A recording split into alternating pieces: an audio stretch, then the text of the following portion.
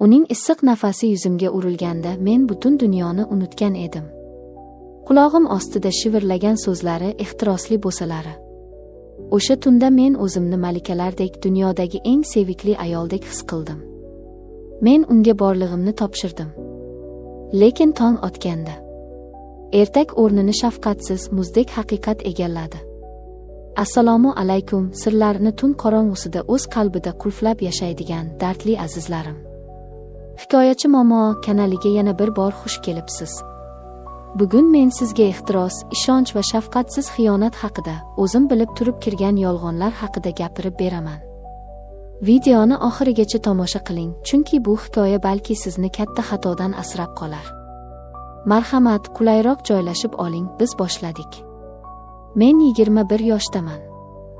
Ota-onam qattiqqo'l bo'lgani uchun uyda doim erkinliksiz, qafasda yashardim. Opam turmushga chiqqan, pochcham yaxshi inson edi. Men ularning uyga tez-tez yordamlashgani kelib turardim. U yerda o'zimni erkinroq, kattaroq odamdek his qilardim. O'sha yoz kunlarining birida men yana opamnikiga mehmonga kelgandim. Opam erta tongda ishga ketardi, pochcham esa o'z ustaxonasida band bo'lardi. Men uy ishlari bilan andarmon edim. Lekin o'sha kuni ertalab hammasi boshqacha bo'ldi. Yuragim sababsiz qattiq urar, ichimda g'alati bir hayajon bor edi. Kechqurun uyga pochchamning ukasi Shahzod kelgan ekan. Men uni kecha tunda birinchi marta ko'rgandim. U shunday kelishgan, bo'ydor va o'ziga ishongan yigit ediki. Uning ko'zlari to'qnashganda mening nafasim ichimga tushib ketgandi. Uning nigohida qandaydir olif, tortishish kuchi bor edi. Men kechasi bilan uni o'ylab uxlay olmagandim. Ertalab oshxonaga tushdim. Sochlarimni tekislab choy tayyorlay boshladim. Shu payt oshxonaga Shahzod kirdi. U ham endi uyg'ongan, kiyimlari biroz g'ijim, lekin baribir juda kelishgan edi. Ko'zlarimiz yana uchrashdi. Men darhol yuzimni o'girdim. U stol yoniga o'tirib choy quyishimni kutdi. Tong otdi, chiroyli mehmon, dedi u to'satdan past, erkakchasiga shivirlagan ovozda. Mening yuragim qinidan chiqqudek urib ketdi. Qo'limdagi choynak titrab ketdi. Men unga qarab jilmaydim. Ha, bugun chiroyli tong, dedim o'zimni yo'qotmaslikka harakat qilib. Uning nigohi go'yoki mening qalbimning qa'riga kirib borayotgandek edi. O'sha kun qanday o'tganini bilmayman. Men xuddi mast odamdek xayollar og'ushida yurardim. Kechga yaqin pochcham va opam qandaydir to'yga ketishdi. Ular kech qaytishlarini aytib, uyni bizga topshirishdi. Uyda faqat ikkovimiz qoldik. Qorong'ilik tusha boshladi. Havo issiq va dim edi. Men mehmonxona derazasidan tashqariga qarab o'tirardim. Uy jimjit, faqat soatning chiqillashi eshitilardi. Men o'zimni yolg'iz his qilmasdim. Xonaning qayeridadir uning nafasi borligini bilardim. Orqamdan sekin qadam tovushlari eshitildi. Men o'girilmadim, lekin yuragim yana o'sha tez ritmda ura boshladi. Shahzod sekin kelib orqamdan turdi. Uning issiq tanasi yelkamga biroz tegib turardi. Uning atiridan keladigan yengil yog'och hidi miyamni aylantirdi. Sen bilan gaplashkim keldi, dedi u qulog'im ostida pichirlab. Uning nafasi bo'ynimga urildi. Badanim jimirlab ketdi. Men bilanmi, dedim hayron bo'lgan kishi bo'lib, lekin ovozim titrab chiqdi. Ha, dedi u bir qadam oldinga tashlab yuzma-yuz bo'lib. Yuragimda bir narsa bor. Buni ortiq yashira olmayman. Kecha seni ko'rganimdan beri aqlimni yo'qotayapman. Men senga oshiq bo'lib qoldim, malikam. Mening yuragim urmay qolgandek bo'ldi. Bu men kutgan, lekin eshitishdan qo'rqqan so'zlar edi. Men unga qaradim, uning ko'zlarida qandaydir yirtqichlik, ayni paytda katta mehr bor edi.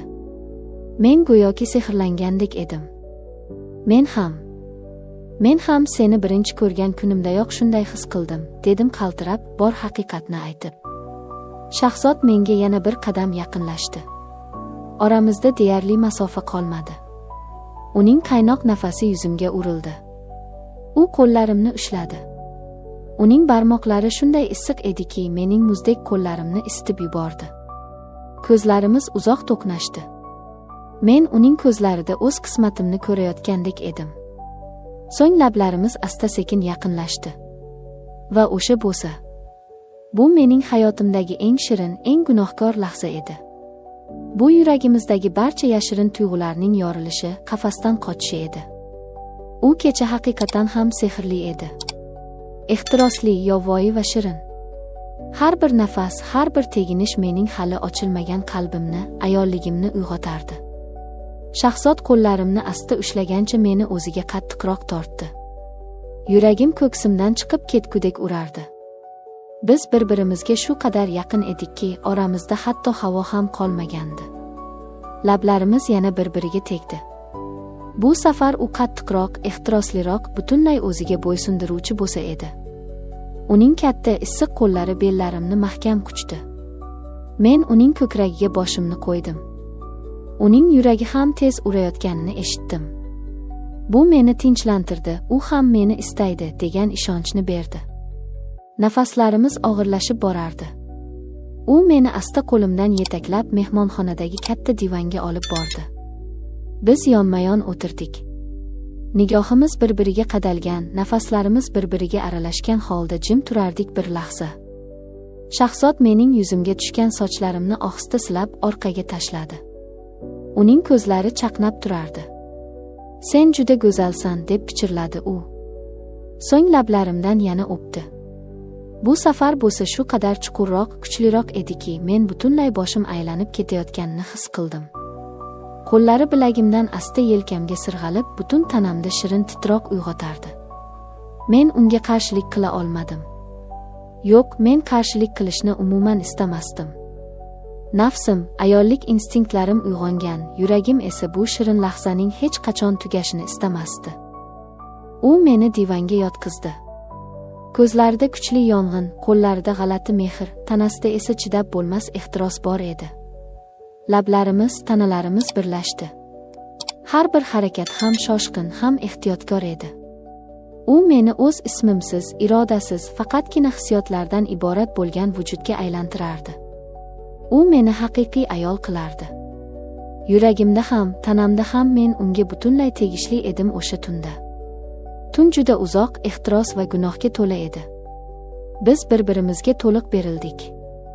Har bir nafasda, har bir teginishda men buni haqiqiy sevgi, chinakam muhabbat deb o'ylardim. Ertalab quyosh nurlari derazadan tushib yuzimga urildi. Ko'zimni ochdim.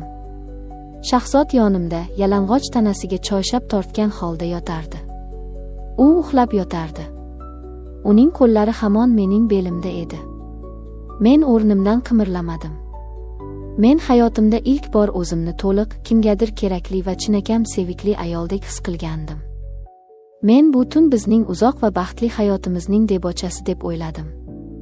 Axir u meni sevishini aytgandi. Biz uchrashib yuramiz, keyin u sovchi qo'yadi. Men shunday shirin xom xayollar ichida tabassum qilib uning yuziga termulardim. Oradan kunlar o'tdi. Opam va pochcham hech narsani sezishmadi. O'sha oqshom mening butunlay o'zgarib ketgan yuragimga muhabbat va nafsni birgalikda o'rgatgan tun bo'ldi. U xotiramda, badanimda bir umrga muhrlanib qolgan edi. Har kuni, har soniya uni o'ylardim. Biz Shahzod bilan yashirincha yozishardik. Xabarlari qisqa, lekin men uchun shirin edi. Ba'zida u menga qo'ng'iroq qilib, yana uchrashishni xohlashini aytardi. Har safar uning quchog'iga kirganimda, men butun borlig'im bilan faqat unga tegishli ekanligimni, u meni hech qachon tashlab ketmasligini his qilardim. Men ko'r edim. Haqiqiy ishq ko'r bo'ladi. Ammo bir kuni yoz oqshomida opam menga qo'ng'iroq qildi.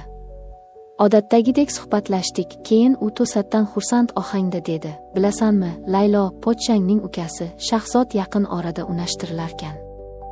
Onasi aytdi bugun. Qizni topishibdi. Bo'lajak kelini juda chiroyli, badavlat, yaxshi oiladan ekan. Yaqinda to'y qilamiz nasib qilsa." Bu so'zlar mening boshimga xuddi balyoz bilan urgandek bo'ldi. Telefon qo'limdan tushib ketayozdi.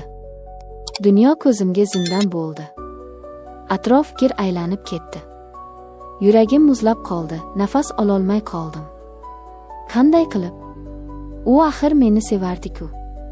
Bizning o'sha kechamizchi. Mening toza qizligimchi. Bular uning uchun hech narsami? Qaltiragan qo'llarim bilan telefonimni oldim va darhol Shahzodga yozdim. Opam nima deyapti?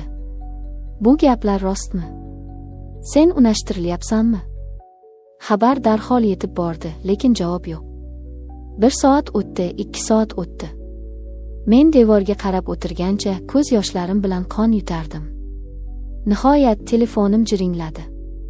Undan qisqa, sovuq va yurakni parchalovchi xabar keldi. Ha, rost.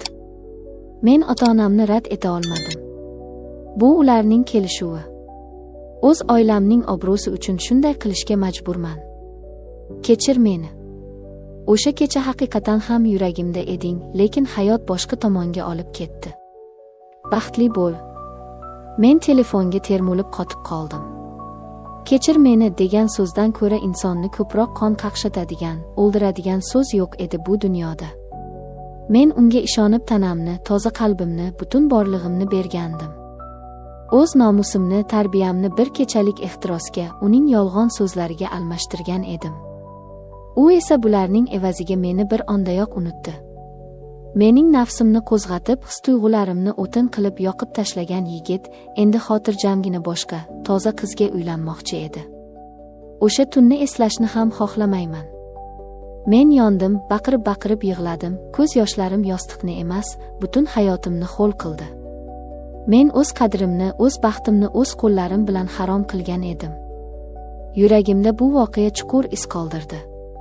Bu nafaqat yoshlik ehtirosi izlari, balki shafqatsiz xiyonatning, o'zimga nisbatan qilingan xiyonatning sovuq soyasi edi. Men yigitning yolg'on gaplariga uchgan ko'r ahmoq edim. Lekin men bu yig'i, bu depressiya ichida o'lib ketmadim. Kunlar o'tib, ko'z yoshlarim quridi. Oynaga qarab o'zimga qat'iy shunday dedim: Laylo, sen katta xato qilding. Lekin hayot shu bilan tugamaydi.